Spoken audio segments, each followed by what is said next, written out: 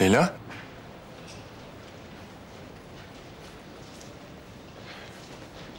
Leyla? Eğer biri var değilse kimse yok. Rahat rahat konuşabiliriz. Ne alakası var canım? Senin rahat olmak için etraftan rahatsız olan bir yapın yok zaten.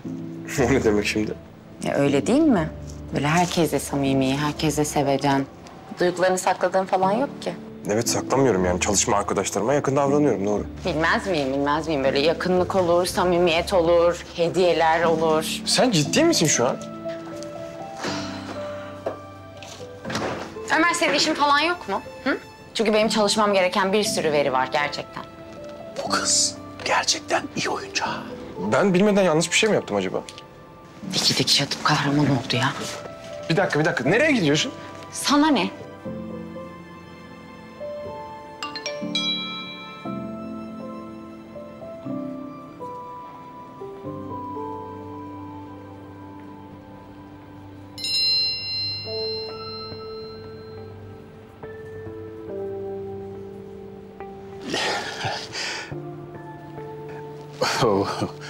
Böyle mesajlar falan değil mi? Hareketli, aksiyonlu.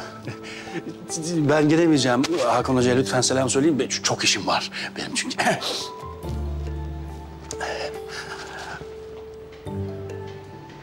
Neyse sen...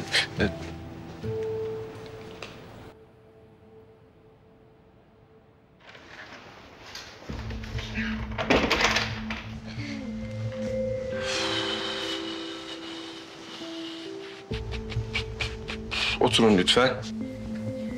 Berk yok hocam. Olsun. Ömer.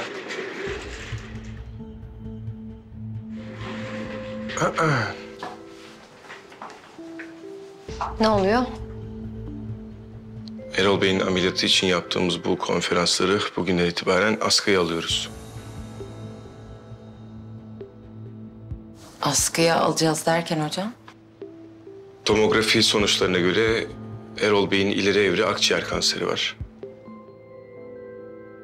Ne diyorsun ya bu? Tabii bu durumda yapay kalp ameliyatı onun için çok ağır olacak. O yüzden planladığımız her şeyi iptal ediyoruz. Yani ameliyat yapmayacak mıyız? Hayır.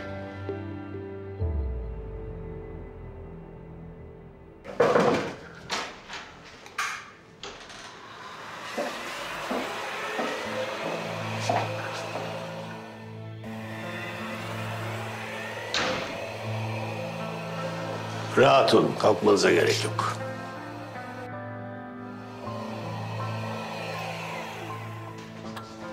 Erol Bey, biz de burada sizin ameliyatınız hakkında konuşuyorduk. Bu insanların hepsi benim ameliyatımda mı çalışacak? Evet. Anlıyorum. Hepsi güvenilir insanlara benziyorlar. Bana katılıyor musun Arzu? Evet, katılıyorum.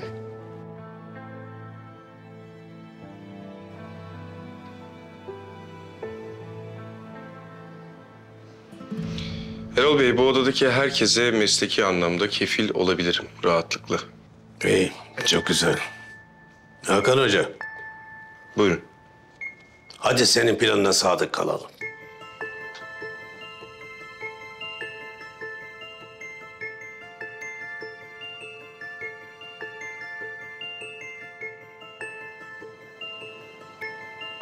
Anlamadım. Bana ister açgözlü ihtiyar, ister bunak deyin. Yaşayacak tek bir günüm varsa rahatça nefes almak istiyorum. Kanseri sonra düşünürüz. Ben bu ameliyatı olmak istiyorum. Artık karar senin.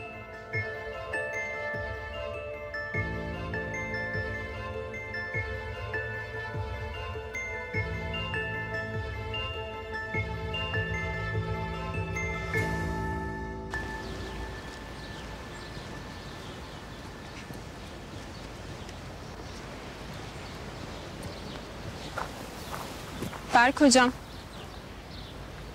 İyi misiniz? Değilim. Burası bana iyi gelmiyor galiba. burayla ilgili olduğuna emin misiniz? Nasıl yani? Yani ben de işi bırakmak istedim. Kararlıydım da. Ama anladım ki benim niyetim kaçmaktı. Hatalarımı kabul etmek yerine kaçmak. Kalmak ve hatasını kabul etmek insanın yükünü hafifletiyormuş. Ben hata yapmadım. Tamam. Öyle diyorsan öyledir. Biri bir şey mi söyledi? Yani ben size hayır deyip yalan söyleyebilirim. Ama burası küçük bir hastane. Hemen her şey duyuluyor.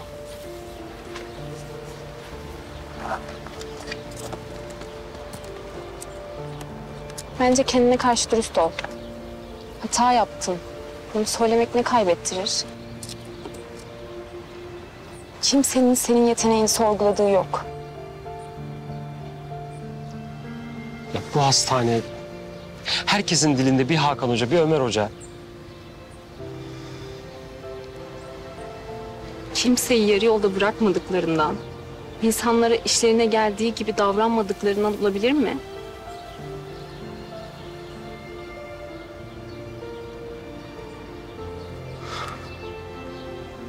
Neyse ben sizi daha fazla sıkmayayım. Ya ne sıkması Sivil? Hiç olur mu öyle şey? Yani sen düşüncelerini söyledin sonuçta. Yani bundan sonrası size kalmış.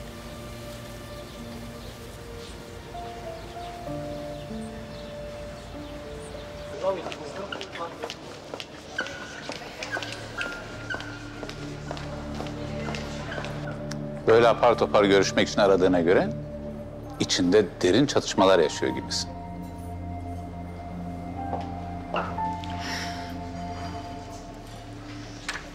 Çatışma falan yaşadığım yok.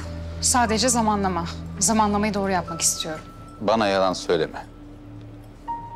Erol Bey kanser. Evet, ben de zaten bunu konuşmak için çağırdım seni. Konuşacak ne kaldı ki? Belli ki ben kazandım. Ha, bu arada gerçekten Erol Bey için samimiyetle üzgünüm. Ameliyatın başarılı olacağına inanıyordum. Üzülmek için erken. Çünkü henüz karar verilmedi. Erol Bey hala bu ameliyat olmak istiyor. Hakan? Evet, Hakan. Erol Bey kararı Hakan'a bıraktı. Güzel. Benim bir şey yapmama gerek kalmadan kendi bindiği dalı kesecek. Hı? Bu ameliyatın önceden de başarılı olma ihtimali yoktu. Şimdi bir doktorun kariyeri için açıkçası intihar demek. Başarılı olamaz, imkansız. Adam bu işte gerçekten çok başarılı.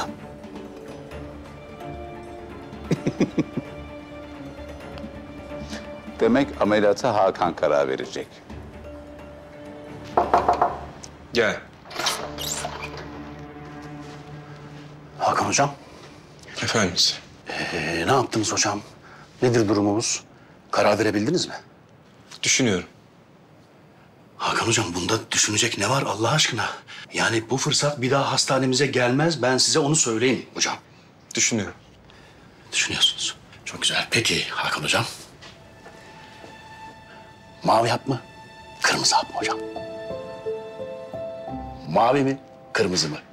Kırmızı hap mı? Mavi hap mı hocam? Çık dışarı. Hocam yani ben gerginliği Çok az- film izliyorsun İhsan. Çık dışarı. Saygılar. Peki hocam. Nasıl isterseniz. Ha bu arada hocam Uzatma İhsan. Çık dışarı. Canımdan bezdirdin beni. Hadi çık. Çık, kötü konuşacağım hadi. Peki hocam. Kolay gelsin İhsan. Turgut hocam. Doktor ne yaptın? Karar verebildin mi? Düşünüyorum hocam. Tamam, düşün. Olay zaten yeterince komplike. Sen iyice düşün. Hah, Hakan. Hocam, yan taraftasın Yan- zaten. Eğer bir şeye ihtiyacım olursa seni ararım.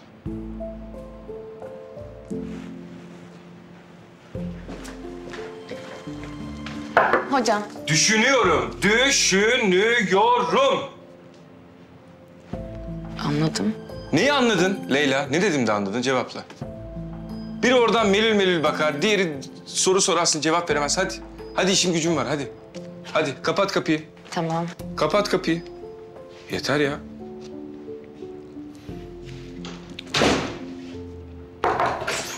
Düşünüyorum. Ne bağırıyorsun be? Allah Allah. Çay getirdim sana. 54 numaranın tahlil sonuçları. Deli mi ne? Kapatayım mı kapıyı? Düşüneceğim mi? Lütfen, teşekkür ederim.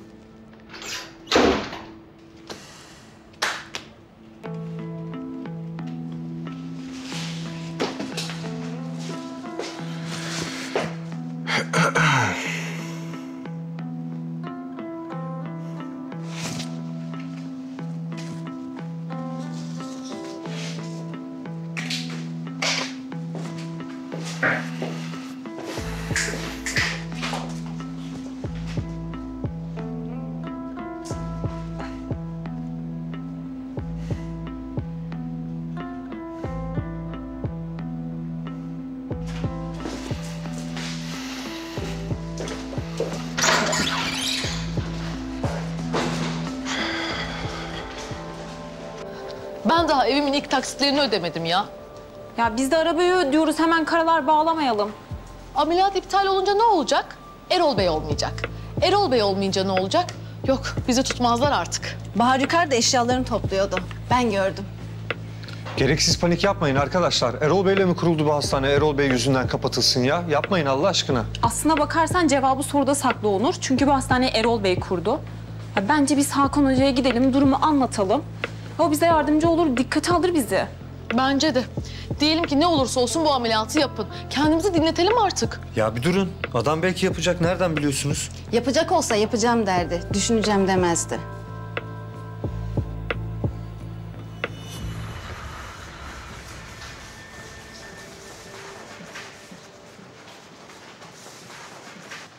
Çok teşekkür ederim hocam. Çok sağ olun. Bu arada artık bana hocam demene gerek yok. Artık meslektaşız. İşte alışkanlık öyle. Çok teşekkür ederim. Rica ederim.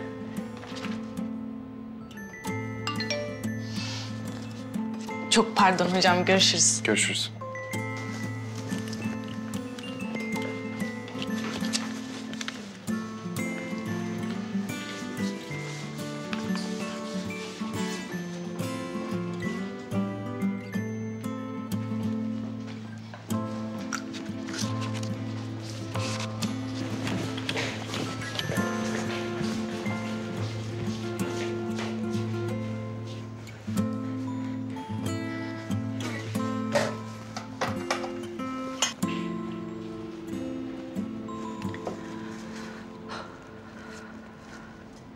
Annenle konuştun mu?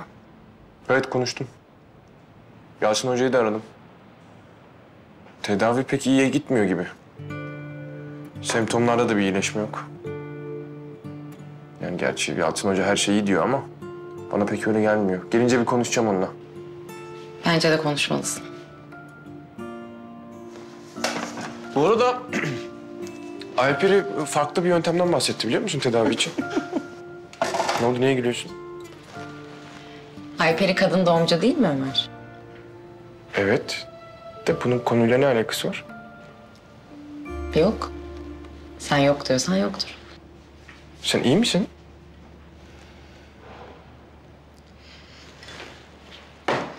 Ömer sen bana aldığın bilekliği ne yaptın? Ne? Tamam zaten saçma sapan bir soruydu, boş ver. Neyse siz ikiniz halledersiniz. Zaten anladığım kadarıyla Alper'in her konuda çok bilgisi var. Bir dakika. Sen niye böyle saçma sapan davranıyorsun? Kız bana yardım etmeye çalışıyor. Etsin. Edin, yardım edin birbirinize. Problem yok. Harika, her şey mükemmel. Senin Alper'iyle bir derdin mi var? Yok. Benim ne seninle ne de Alper'iyle hiçbir derdim yok. İkiniz de umurumda bile değilsiniz. Hem zaten niye ben herkes için her şeyi düşünmek zorundayım ya? Bir dakika. Ömer çekilir misin? Hayır, çekilmeyeceğim. Tamam, bana kızgınsın. Benimle bir derdin var ama Alper'iyle ne derdin var senin? Bir söyler misin bana? Tamam, söylemeyeceksin belli ki. Bana kızdın. Herhangi bir sebepten dolayı ama ben ne olduğunu anlamaya çalışmayacağım, tamam mı? Gidebilirsin. Git, artık ne olduğunu sormayacağım. Ne olduğunu anlamaya çalışmayacağım. Seni rahat bırakacağım. Oldu mu?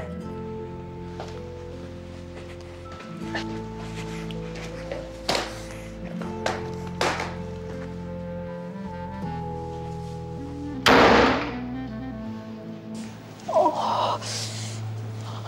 Yardım edin. Hanımefendi. Onur.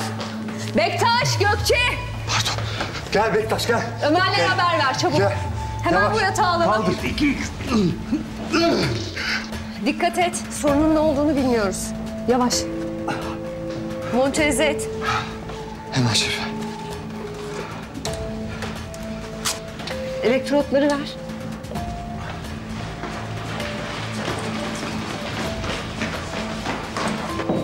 Ne olmuş? Hocam acile yürüyerek geldi. Karnını ve omzunu tutuyordu. Hangi taraf? Hangi taraf? Böyle sol taraf. Vital bulgular ne? 110'a 70, nabız 80. Tamam, kan alınsın. Ultrasonu hazırlayın ve 500 cc izotonik vereceğiz. Tamam, Gökçe. Görünürde bir şey yok. Bir Hakan Hoca'ya haber verelim. Tamam.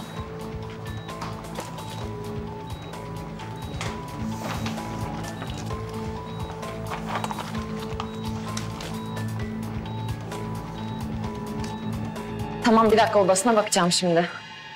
Yani oradadır herhalde. Bilmiyorum ki başka nerede olacak. Hocam.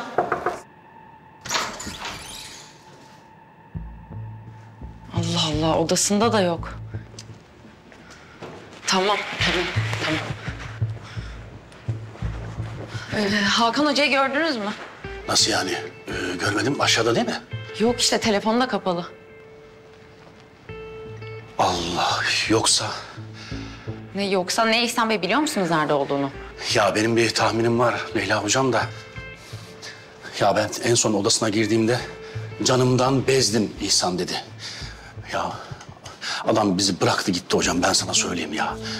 Delirttik adamı ya, çıldırttık ya. Yemin ediyorum gül gibi cerrahı kaçırttık resmen ya. Hakan Hoca. Yani yok ya, sanmıyorum. Ya hocam sanmıyorsunuz da nerede peki? Nerede yani? Adam nerede Allah aşkına?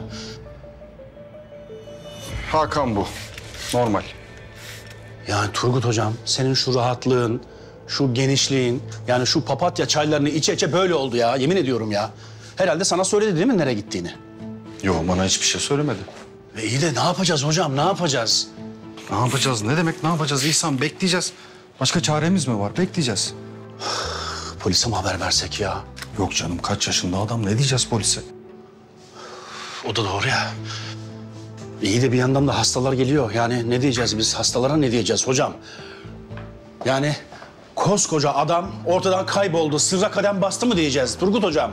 Gerçekten biz hastalara ne diyeceğiz hocam? Hiçbir şey demeyeceğiz biz. Her seferinde hastalara açıklama mı yapıyoruz İhsan? Aşağıda bir sürü doktor var. Onlar tedavi edecek artık. Ya tamam, aşağıda bir sürü doktor var hocam. Evet haklısınız ama yani Hakan Hoca gibi olur mu ya?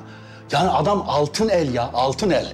Yemin ediyorum Maradona'sız Napoli gibi kaldık, ben sana söyleyeyim hocam. Tamam. Şimdi biz ortalığı daha fazla velveleye vermeyelim. Yapacak bir şey yok. Birkaç saat daha bekleyeceğiz. Bekleyelim. Ya bekleyelim hocam da ya hiç gelmezse? Ha?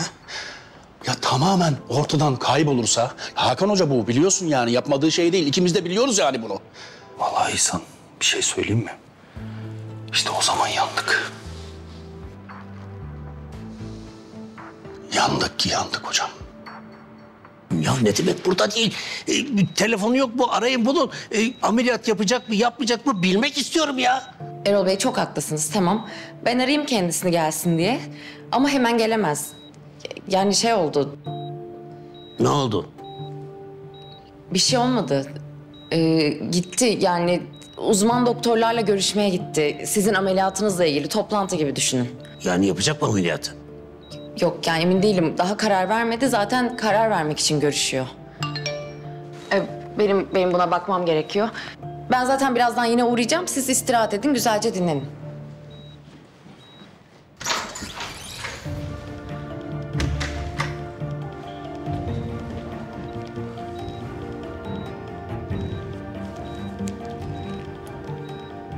Arzu, bak bakalım bu Hakan nerede? Bir gariplik var burada. Tamam.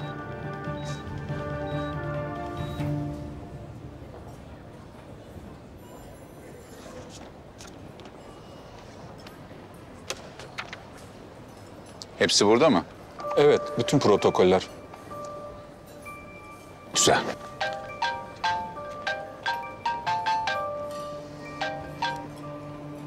Efendim Bülent. Yalçın hocam, Hakan kaybolmuş. Ne? Nasıl? Bilmiyorum yani kimse nerede olduğunu bilmiyor, nereye gittiğini bilmiyor. Mine? O da bilmiyor. O burada ama o da ulaşamıyor anladığım kadarıyla. Ben de birkaç kere aradım ama telefonuna ulaşılamıyor. Tipik Kemal Demir hareketi işte. Sonra gelince ortadan kayboluyor. Sanırım öyle oldu Yalçın hocam. Burada herkesin eli ayağı birbirine dolaşmış şekilde Yalçın hocam. Erol Bey bir cevap bekliyor. Ama kimse bir şey söyleyemiyor. Tam bir fiyasko. İsterseniz ben söyleyebilirim. Ya da gelip isterseniz siz söyleyin. Bekleyelim. Erol Bey de beklesin. Bekletilmeyi hiç sevmez. Bu da ona güzel bir tecrübe olmuş olsun. Vallahi bir gelişme olursa haber vereceğim Yalçın hocam. Bülent aferin. Böyle haberler ver bana işte. Keyfim yerine geldi. Sağ olun Yalçın hocam.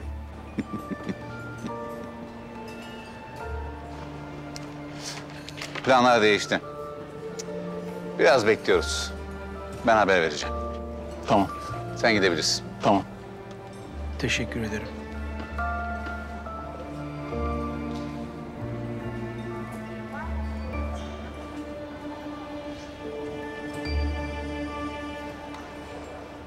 Yani Mine abla valla ne diyeceğimi şaşırdım ya. Adam bir de haklı. Yani ameliyat olup olmayacağını öğrenmek istiyor tabii ki.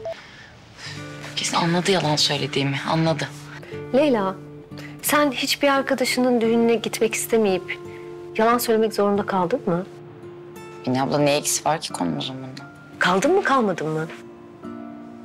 Yani kaldım, söyledim ama düğün gerçekten çok uzaktaydı. Tamam. Sonra onlarla görüştün. Görüştüm. Ve gerçeği itiraf edemedin. Yok, nasıl edeyim, çok kırılırlar. İşte Erol Bey de düğününe gitmediği için kırılacak arkadaşın gibi düşün. Ha, anladım. Anladım. Anladım.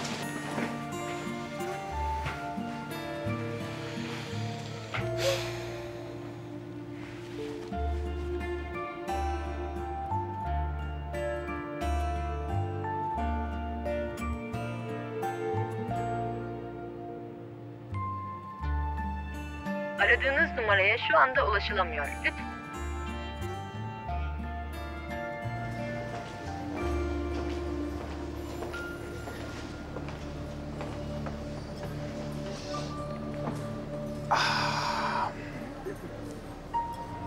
Yüzündeki endişeli ifadeye bakılırsa haberi almışsın.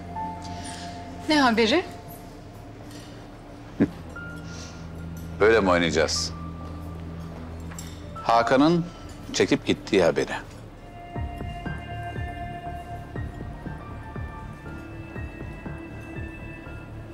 Ne var bunda?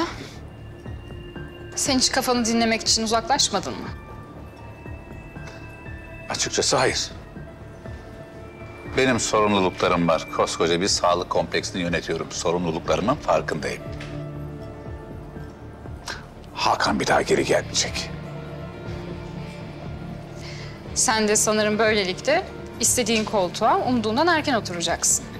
Planın bu. Böyle uzun vadeli planlar yapmam ben. Hele ki Erol Bey'in sağlık durumu ortadayken yarın ne olacağını kim bilebilir değil mi? Ortada bir düşman kalmadığına göre senin için bu ortaklık bitti sanırım. Ben böyle bir şey söylemedim. Ama sen öyle istiyorsan ne diyebilirim ki? Açıkçası başkan olduğumda seni yanımda görmek isterdim. Başkan Erol Bey ve daha ölmedi. Hatırlatırım. Elbette. Ona uzun, sağlıklı bir yaşam dilerim. Hatta bunun için dua ediyorum ama yine de gerçekçi olmakta fayda var. Yapay kalbi ortada. Şimdi de kanser. Hı? Ama merak etme. Son günlerini en iyi şartlarda geçirmesi için elimden geleni yapacağım. Senin de istediğin bu değil mi? Peki ya ben? Beni nasıl geçeceğini düşündün mü? Yani öyle elini kolunu sallayarak geçip o koltuğa oturmana izin verir miyim sence? İzin verdim bile.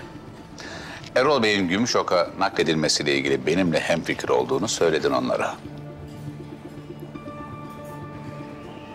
Kabul et. Hakan üzerine bahis oynanacak birisi değil. Kaybettin. Hakan gitti ve sen kaybettin. Ama yine de seninle oyun oynamak güzeldi. Zevk aldım.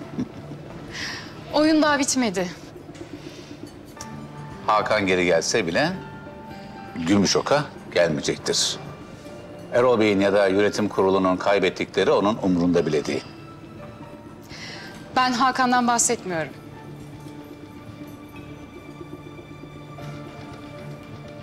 Ben Meliha Özen'den söz ediyorum.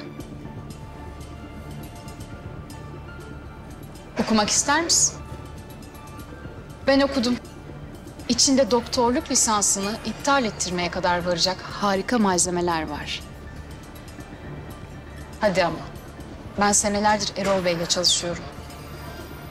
Bu kadar kolay kaybedeceğimi düşünmen beni üzer. Ortak.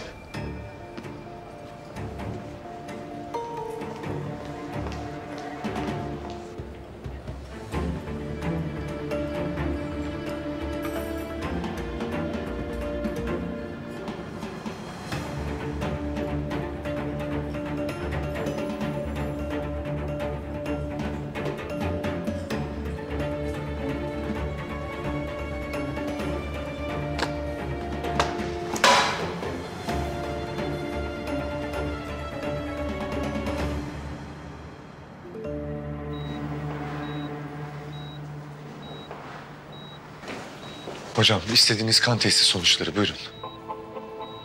Sağ ol. Evet. Değerler normal gözüküyor. Beta HCG değerleri normalin çok üstünde. Beta HCG 1500'ün üzerinde olduğunda hasta gebe demektir. Ama hasta geldiğinde yaşamış olduğu sıkıntı bunu açıklamaz. Tamam, sağ ol. O zaman bir ultrasonla bakalım. Bebekte bir sıkıntı olmuş olabilir. Tabii.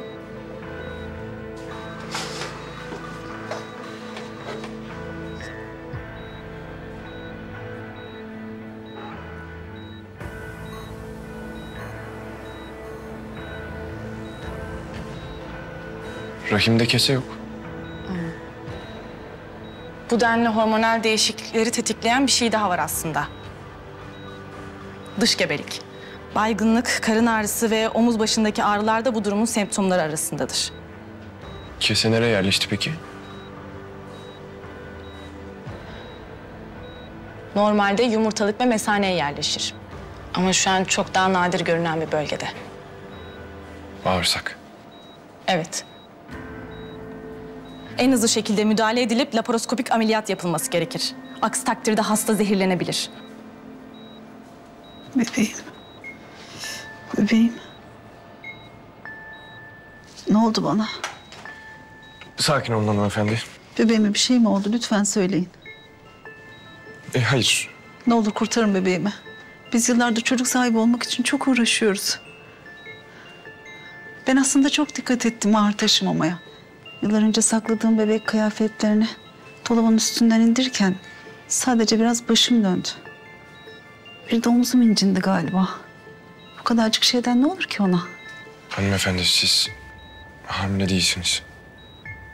Dış gebelik yaşıyorsunuz ve keseyi almamız gerek. Siz ne diyorsunuz? Lütfen sakin olun. Yaşamış olduğunuz baygınlık, halsizlik ve ağrılar aslında sizin dış gebelik yaşadığınızı gösteriyor. Olur mu hiç öyle şey? Test pozitif çıktı. Hem insan hissetmez mi içinde bir şeylerin kıpırdadığını? Ben yavrum hissediyorum. Orada biliyorum. Ne olur. Ne olur almayın bebeğimi benden. Tamam. Onur. Sakin olun lütfen, tamam? Hakan Hoca gelmedi mi hala? Hocam vallahi giden gelmiyor. Ben anlamadım. Yok. Alperi sen hanımefendiyle ilgilen. Onur sen de buralarda ol. Tamam hocam buradayım.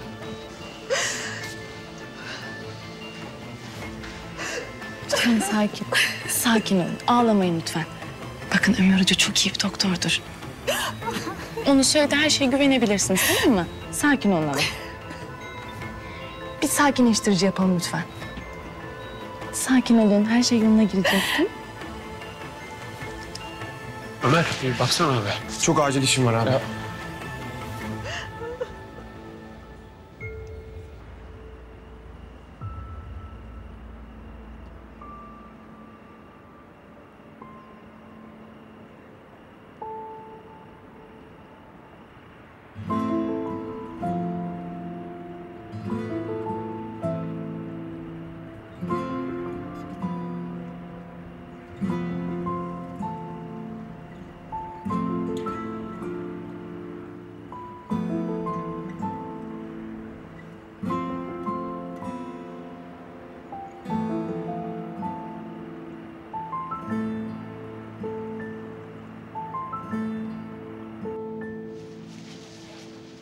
Turgut Hoca.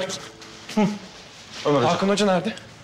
Valla biz de onu bulmaya çalışıyoruz. Tabii söz konusu Hakan olunca ne zaman döneceğini de kestirmek zor. Ama bir sürü hasta var. Bir sürü de doktor var Ömer. Mesela sen. Ama yani laparoskopik bağırsak ve rahim ameliyatı yapmamız gereken bir hasta var. Yani en ufak bir hatada hastanın rahmini almak zorunda kalabiliriz. Tamam, kabul ediyorum. Hakan varken hepimizin işi daha kolaydı. Ama hayatımız boyunca alamadığımız bütün sorumlulukları ona yükleyemeyiz. Evet hocam ama yani benim bu operasyonda bir deneyimim yok. Ne yapacağımı bilmiyorum. Hayır, biliyorsun Ömer. Sen sadece Hakan'ın burada olup seni onaylamasını istiyorsun. Ama yok. Eminim o burada olsa ben de bu ameliyata girmek istiyorum diye çırpınacaktın. Doğru değil mi? Bak, iyi bir doktorun bazen her şeye rağmen bir karar alması gerek. Hastalarımızın iyiliği için karar vermeliyiz. Ve bence sen iyi bir doktorsun.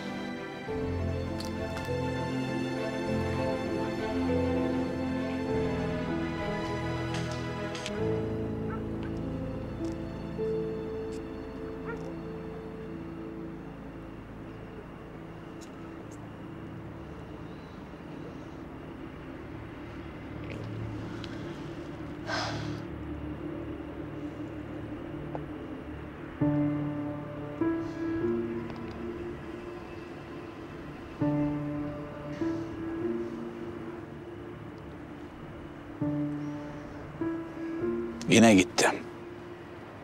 Gelecek. Sana haber verdi mi? Vermedi. Cevabını bildiğin soruları neden ısrarla soruyorsun Yalçın? Canımı acıtmaya mı çalışıyorsun? Anlaman için soruyorum. Peki.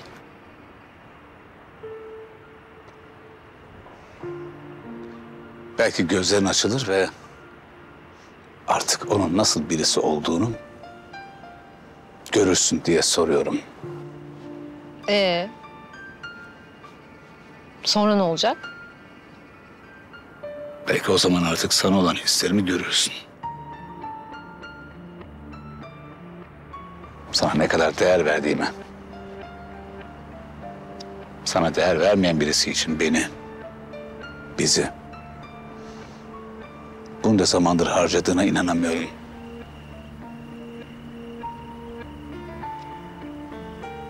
Eğer sen isteseydin bu hastane için her şeyi yapardım. Sadece senin için, başkası için değil. Sadece bir şans verirsen bana, evet dersen her şeyi yaparım.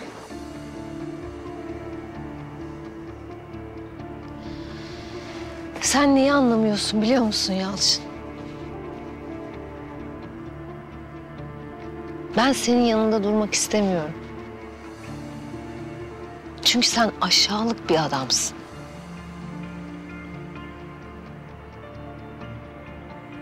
Bunun Kemal'le bir alakası yok. Kemal olsa da olmasa da ben sana evet demeyeceğim.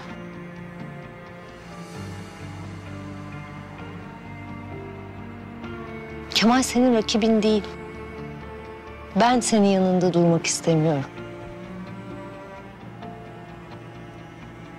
Benim sana tahammülüm yok.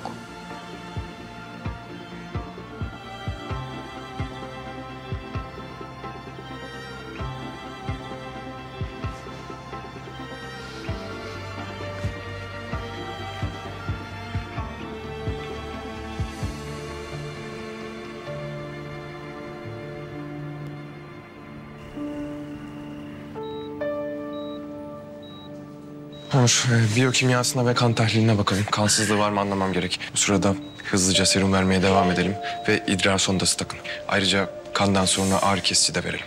Tamam hocam. Oturabilir miyim? Bakın, hayal kırıklığınızı anlıyorum. Ama ben size yardımcı olmaya çalışıyorum ve bunun için fazla zamanımız yok. Sizi ameliyat etmediğimiz her dakika kese bulunduğu yere daha da büyük zarar verecek. Yani şu an kaybettiğimiz her dakika ileride çocuk sahibi olma ihtimalinizi daha da zayıflatıyor. Bakın ben sizi kendi halinize bırakıp bu hayalinizi sonsuza kadar gerçekleştirememenizin sorumluluğunu alamam.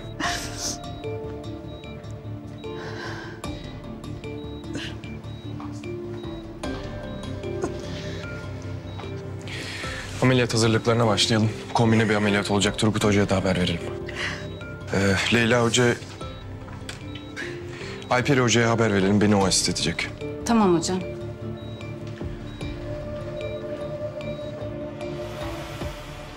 Hocam, Ömer hocam ameliyat için bekliyor. Geliyorum. Yok. Alper hocam sizi çağırdı. Tamam, geliyorum.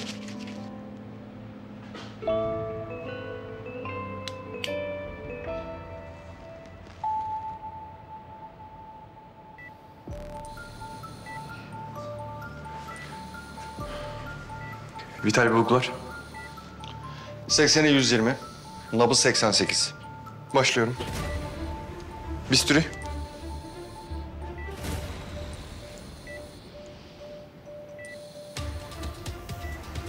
Tampon. Klemp.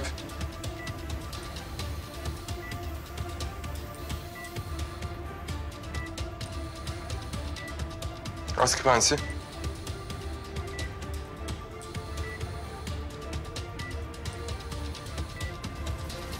Trokar.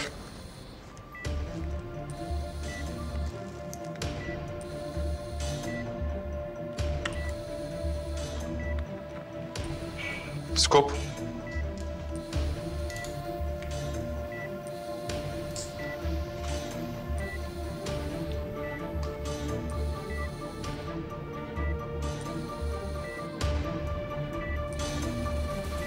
Yeri buldum. Bağırsak kesine fazla yapışmış. Bağırsak ve rahmin incelme, hatta yanlış bir harekette delinme riski var.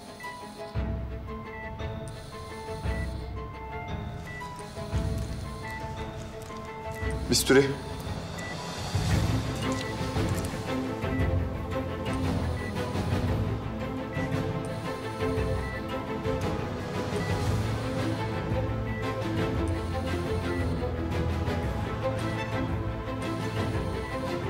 Laparoskopik forceps.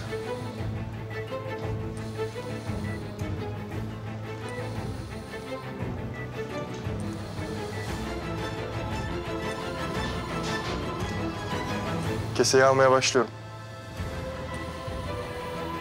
Çok az sona doğru. Tamam hocam.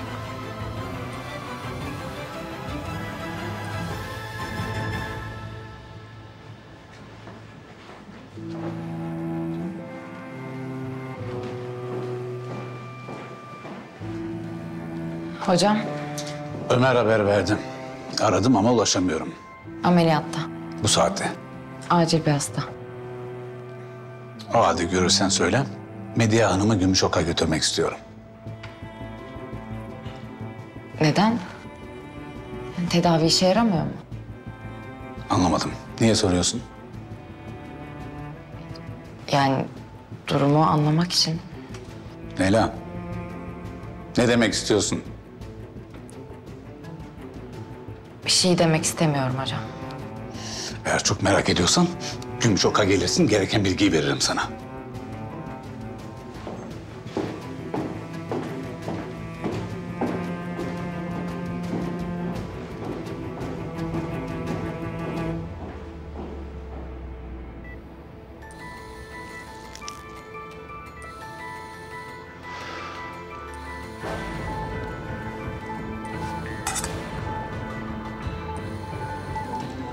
Dikişe geçiyorum.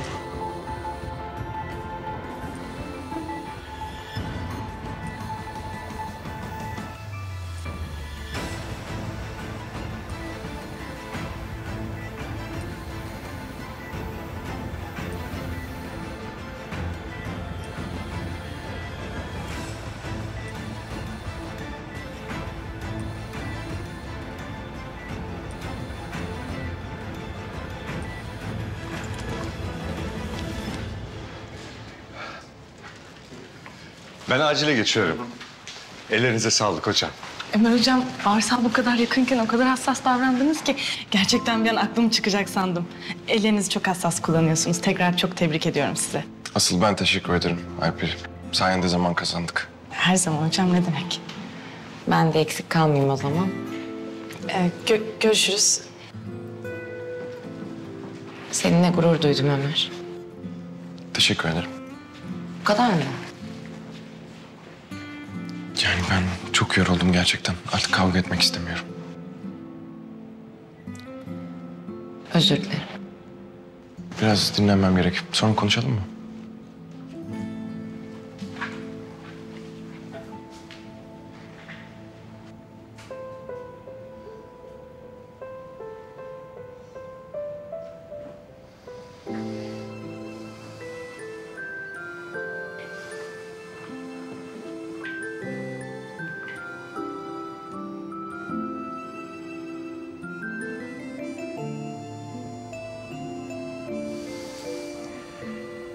Gelmedi.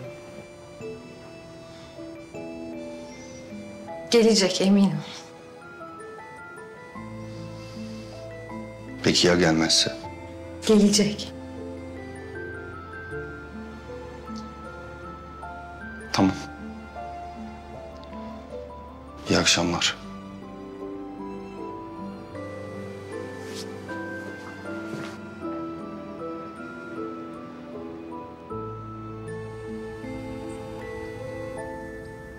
Bektaş dikkat et. Hocam baş taraf. Tamam. Yavaş. 1, 2, 3. Onur, hastayı hemen monitörize edelim. Şimdi tomografiniz çekildi. Test sonucuna göre tedavinize karar vereceğiz. Sizden istediğim birazcık sabretmeniz. Olur mu? Geç müdahale edilirse ya bir daha spor yapamazsam? Sakin olun. Tamam mı? Dediğim gibi birazcık bekleyeceğiz. Ondan sonra karar vereceğiz. Hasta var. Nesi var? Trafik kazası, hemofili hastası. Tamam, içeri alın sol tarafa.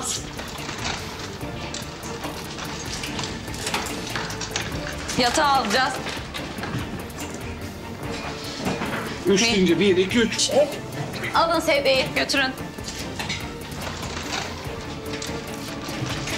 Buraya biri gelsin hemen.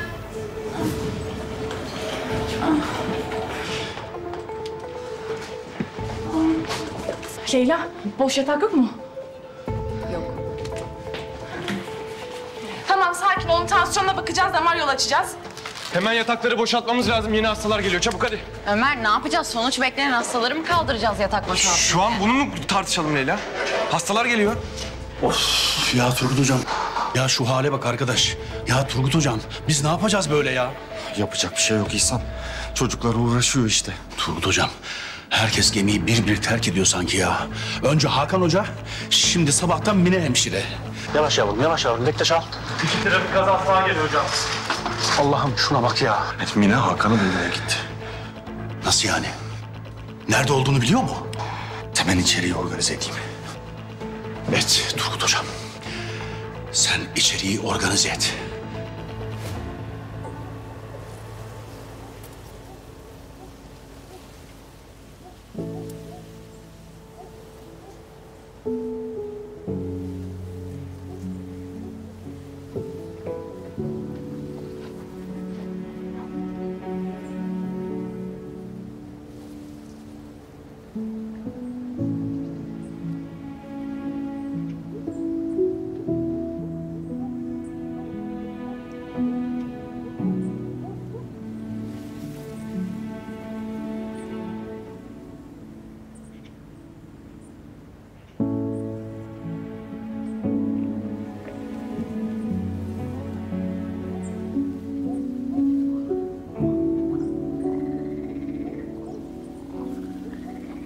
Ne zamandır gelmemiştim buraya.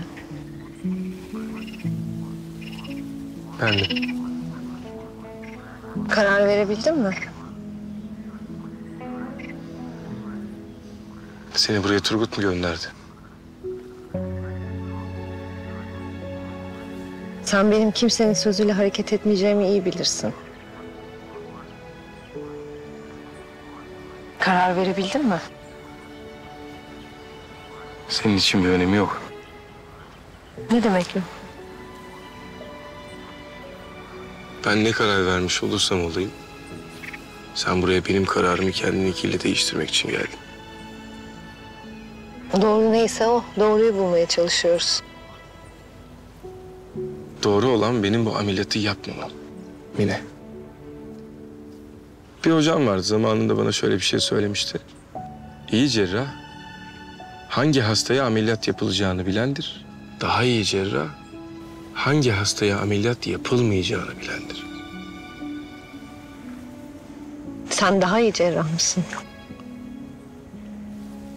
Çalışıyoruz işte bakalım.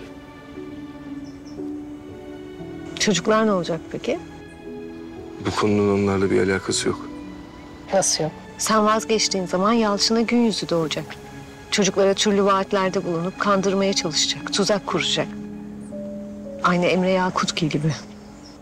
Aynı hatayı tekrar yapmak istiyor musun gerçekten? O çocukları koruman lazım senin. O zaman kendime ihanet etmiş olurum. Kendi bildiğim doğrulara, onlara öğretmeye çalıştığım doğrulara ihanet etmiş olurum Mine. Ben bu ameliyatı yapamam. Ama hastan ameliyat olmak istiyor. Erol Bey neye mal olursa olsun bu ameliyatı yapacaksın. Biliyorum. Deneyeceksin dedi. Biliyorum Mine. Ama yanlış olduğunu bile bile kendime de, mesleğime de, bildiklerime de ihanet edemem.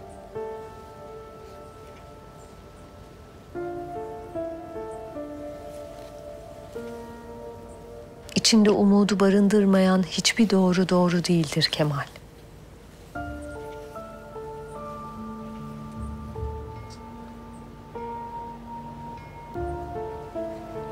Bu sefer gidersen peşinden gelmeyeceğim.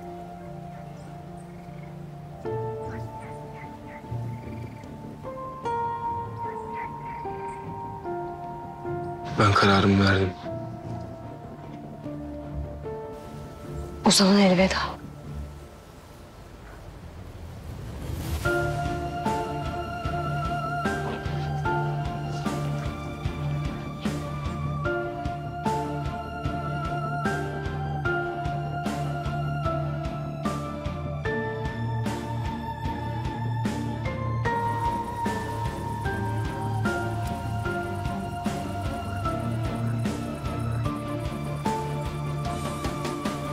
Binlik dextroz ve parasetamol yapın. Bandajını yaptıktan sonra buz tedavisine devam edin. Kan tahlili istiyorum. Sonuçlar çıkar çıkmaz bana bildirilsin. Tamam hocam. Tamam sakin olun. Yatak boşalır boşalmaz sizi alacağız tamam? Geçmiş olsun. Nedir durum? Evde düşüp kafasını ve elini yaralamış. Tomografi? Her şey normal. Ayperi buraya. Tabii hocam. Bu tarafa doğru alalım. Siz yürüyebilirsiniz değil mi? Ayağa kalkın. Yavaş, sakin. Şöyle geçin. Buyurun. Tam kan ve biyokimyası alınsın. Ayrıca idrar tahlili de istiyorum. Enfeksiyon veya zehirlenme olmuş olabilir. Tamam. Geçmiş olsun. Sayende kanamayı durdurduk. Ameliyata hazırlıyoruz. Tamamdır. Ne yapacağını biliyorsun. Ameliyathaneye götürüyoruz.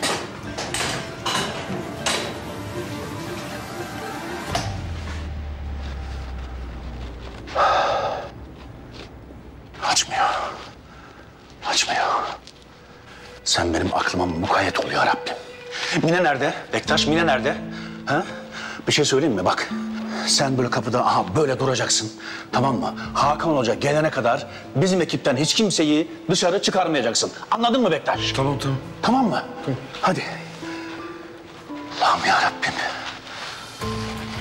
Mine, Hakan Hoca nerede? Bilmiyorum İhsan. Nasıl bilmiyorsun ya? Hakan Hoca diyorum Mine. Berna ne alemdeyiz? Trafik kazası hastalarımız var. Bir düşme, bir de tendon yırtılması var. Leyla Hoca nerede? Ameliyata girdi. Ömer Hoca koordine ediyor.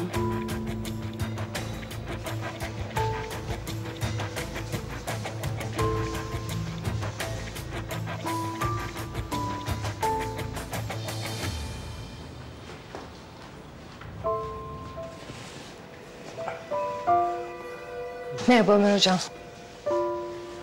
Hoş geldiniz hemşire.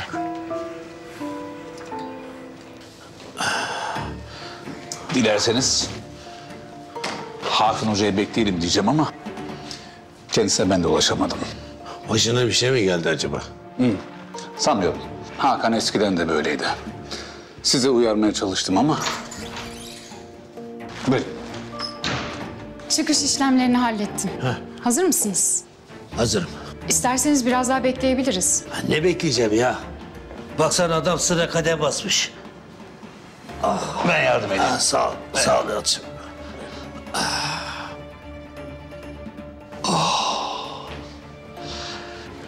Çıkalım.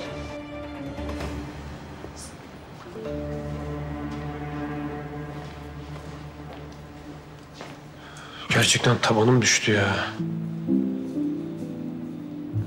O ne demek ki? Damar üstüne bindi gibi bir şey mi? Aşırı ağrım var ya cidden. 10 üzerinden 7 filandır. Seni de gerçekten çok çalıştırıyorlar burada, değil mi? Bir siz çalışıyorsunuz ya.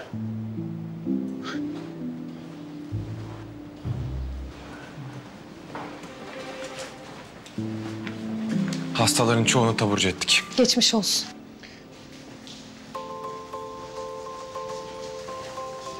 Ameliyat ekibi. Yukarıda toplanıyorsunuz. Hemen.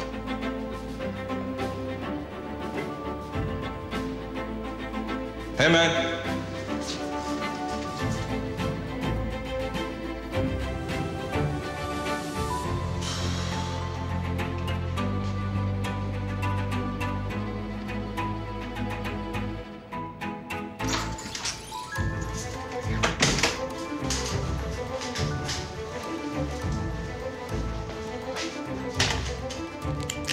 Herkes burada olduğuna göre bu ameliyatı yapacağız.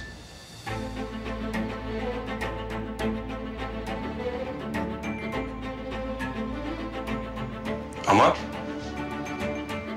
6 saatte ve sadece 5 gün sonra.